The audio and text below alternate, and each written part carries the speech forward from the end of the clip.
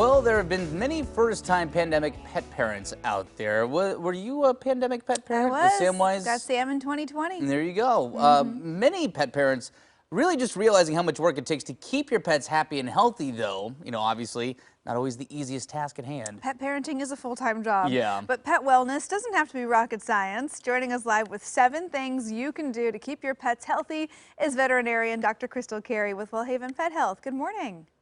Hi, good morning. Thanks for having me back. Yeah, Of course. thanks for joining Yeah. us. I like this. So these are 7 big things. Put them on your to-do list. Let's go through them.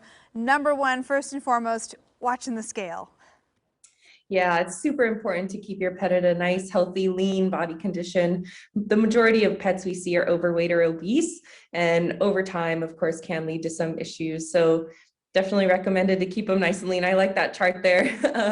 You want to see a nice little hourglass Coke bottle shape, if you will, as opposed to, rectangle. Right, So, right. As cute as the yeah. loaf can be, we just have to make sure they're not getting too chunky. Yeah, I feel like, especially with, I don't know if it's especially with cats, but I feel like, a lot of people like the fat cat look, And quote cats, unquote. cats hide their weight well. They Yeah. do, they do.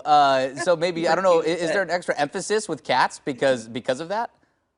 Yeah, cats we do see we do see a lot of overweight dogs too, honestly, but cats are almost always overweight and they are just super cute. But part of that comes from just free feeding them all they can eat. And if most of us did that, we'd probably have a problem too. And so my recommendation is always to measure exactly what you're feeding your pet, cat or dog, so that way you know exactly how much they're getting. That way, if they do get over or underweight, you know to measure up or down and go from there. Yeah, well, so number 1 being a healthy weight.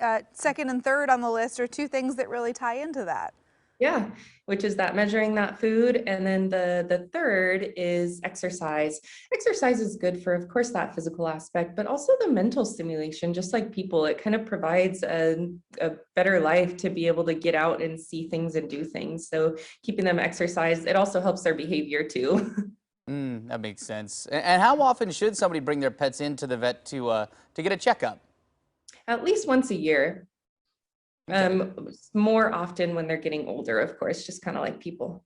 That's how we can catch things often. And that brings the other couple of things to keep your pets healthy, which goes along with bringing them to your vet, is making sure that they're up to date on their vaccines. Your veterinarian can help you decide which vaccines are right for your pet and what specific area you live in. And then also keeping them free of internal and external parasites. So fleas and ticks and intestinal parasites, heartworms, things like that. It's important to get some preventives for that, and your vet can help you pick the right product.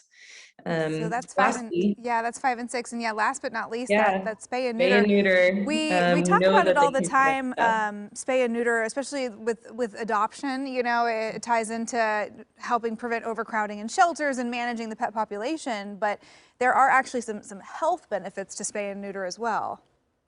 Absolutely. We know that there are things that can be prevented, something called a pyometra in the female and prostate issues in males. Those things are preventable by spaying and neutering them. There's lots of question as to when the right time is to spay and neuter a pet. And that's where your visits with your vet come into play, because you can talk about when is the right time for your specific pet based on a number of things like breed and what have you. Yeah, just like you said, just like people, you go when you can ask all the questions. It's worth doing that checkup, once a year. And somewhere Bob Barker is very proud about the spay or neuter shout out. You got to make sure to get that done. All right. Dr. Crystal Carey, always great to have you on the show. Really appreciate your time and great advice as always. Thanks. You guys have a good one. Thanks, you too. And if your pet is due for a checkup, Wellhaven Pet Health has several clinics throughout the area. Just go to their website. That is wellhaven.com to learn more. All right, it's 8:11, and coming up next.